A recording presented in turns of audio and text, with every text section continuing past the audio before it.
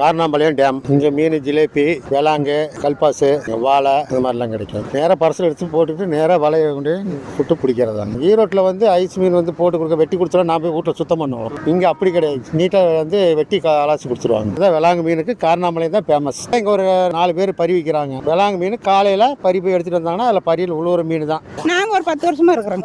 மீன் வந்து கத்தியில் சுரண்டி கொடுத்துருவோங்க. சுத்தமாக உள்ள ஒரு கருப்பு எல்லாம் சுத்தமாக எடுத்து கொடுத்துருவோம். கத்தியில் கல்லுலேயே தீட்டியே தான் அறிவுங்க. அருவாமனை அதெல்லாம் கிடையாதுங்க. எத்தோட்டு மீனாக இருந்தாலும் கத்தியில் அரிஞ்சிடுவோம். தண்ணி வந்து ஆடி மாதம் தான் கொஞ்சம் அதிகமாக வருங்க. பெரிய லோகு மீன் கிடச்சி கொடுத்துருக்குறோங்க.